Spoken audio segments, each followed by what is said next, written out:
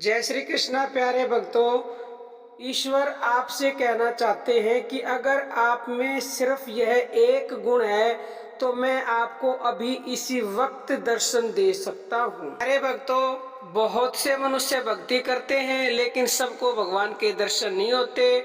अगर आप में सच्चा भाव है तो निश्चित ही भगवान आपको अभी दर्शन दे देंगे। जो दर्शन होने में आपको बरसों लग जाएंगे, लेकिन भाव के कारण अभी दर्शन दे सकते हैं। अब आप एक छोटी सी कथा के द्वारा समझिए। भगवान का एक भक्त था, अपनी तरफ से वो कोई कमी नहीं छोड़ता था और वो साधक था। और वह एक पीपल के वृक्ष के नीचे रहकर भजन, ध्यान, गीता पाठ, साधु सेवा, तप और उपवास आदि किया करता था। देखो, इतना मतलब भक्त था, साधक था, इतना सब कुछ काम करता था। हम तो शायद उसका आज भी 1% भी नहीं करते। एक समय वहां देवर्षि नारद जी पधारे। साधक ने उनकी बहुत सेवा की। उसके बाद जब नारद जी जाने लगे तब उसने नारद जी से पूछा, भगवान आप कहाँ जा रहे हैं? तो नारद जी ने कहा, मैं भगवान के पास बैकुंठ में जा रहा हूँ।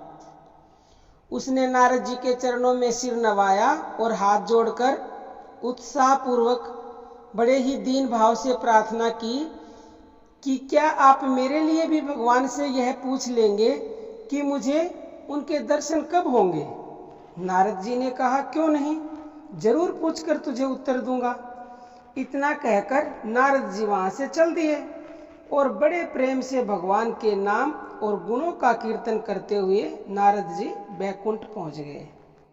भगवान ने पूछा, नारद तुम कहां से आ रहे हो? नारद जी ने कहा, एक वृक्ष के नीचे आपका एक भक्त आपके भजन, ध्यान और तपस्या में संलग्न है। अभी मैं वहीं से आ रहा हूँ। भगवान उसकी सेवा, पूजा, भजन, ध्यान और तपस्या प्रशंसा के योग्य है। प्रभु, उसने मेरे द्वारा आपसे यह पूछवाया है कि उसे आपके दर्शन कब होंगे। भगवान बोले, नारद यह बात तुम मत पूछो। नारद जी की उत्सुकता और बढ़ गई। उन्होंने कहा, क्यों नहीं भगवान? भगवान ने उत्तर दिया, नारद वह जिस प्रकार भजन, सेवा और तपस्या कर रहा है उस प्रकार करते रहने पर तो उसे मेरे दर्शन होने में बहुत विलंब होगा। इस प्रकार साधन करने पर तो उसे उस पीपल के वृक्ष के जितने पत्ते हैं उतने वर्षों बाद मेरे दर्शन होंगे। भगवान की यह बात सुनकर नारद जी सहम गए। उन्हें बड़ा आश्चर्य हुआ और वे बोले, भगवान वह तो बहुत ही तीव्रता से सेवा, सुषरणा, जप, ध्यान, तपस्या आदि कर रहा है, फिर उसके लिए इतना विलंब क्यों? भगवान ने कहा, नारद तुम इसका रहस्य नहीं समझते। मैं जो कुछ कहता हूँ वही उससे कह देना। फिर नारद जी वहां से लौटकर उसी पीपल के वृक्ष के नीचे बैठे उस भक्त के पास पहुंचे।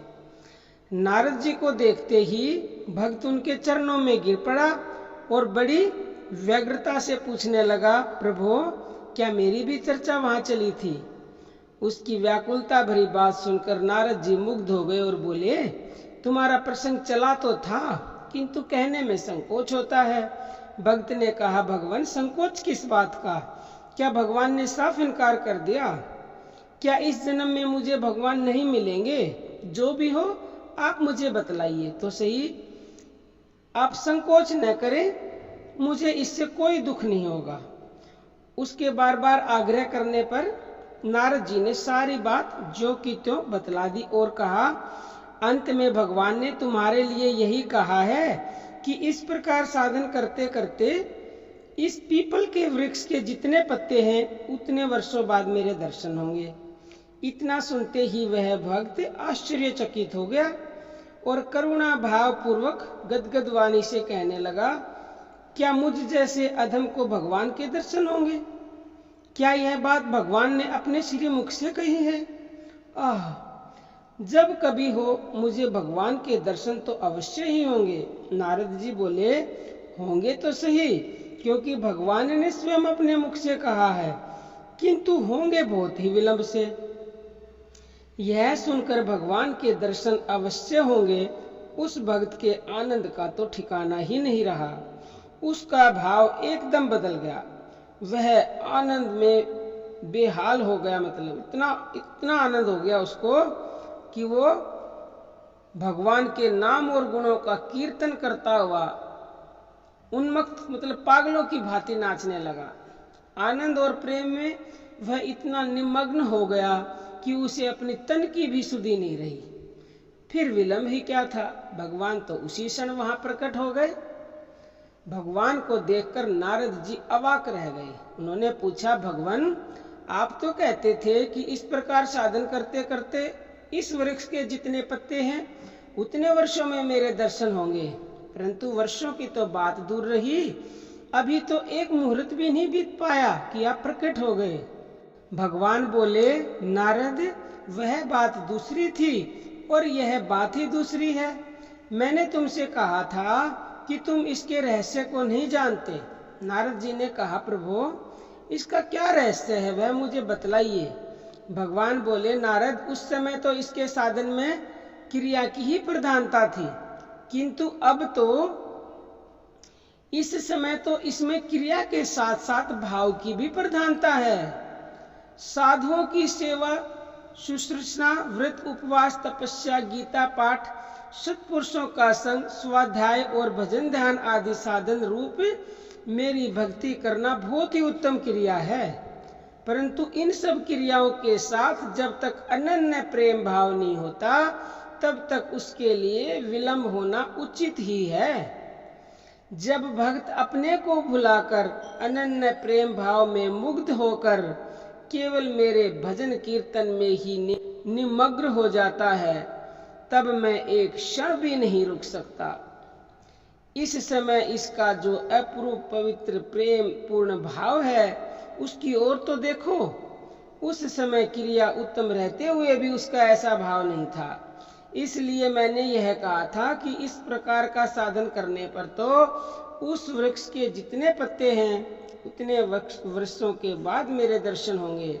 इस रहस्य को सुनकर नारद जी भी प्रेम विहल हो गए और भावावेश में अपनी सारी सुध बुध भूल कर भगवान के नाम और गुणों का कीर्तन करते हुए नृत्य करने लगे। दोनों भक्तों की प्रेम में स्थिति से स्वयं भगवान भी प्रेम मग्न हो गए। उनकी भी वैसी ही स्थिति हो गई जैसी उसके भक्त की थी और भगवान भी स्वयं उनके साथ ही नृत्य करने लगे। कितना आनंद का क्षण था। हम सब भी चाहते तो होंगे ये कहानी को सुनकर कि काश हमारे साथ भी ऐसा हो, भगवान आए और हमारे साथ भी भगवान नृत्य करने लगे। तो उसके लिए तो फिर हमें क्या करना पड़ेगा, हमें भी वही भाव रखना पड़ेगा जो उस भक्त के दिल में था, जिसकी वजह से इतनी प्रधान क्रिया होने के बाद भी, इतने सालों आने के बाद भगवान ने वादा करके और उसके भाव को देखकर, जब ही तो कहते हैं ना सच्चा जब भाव है जिसमें, तो भगवान तुरंत प्रकट हो जाते, तुरंत।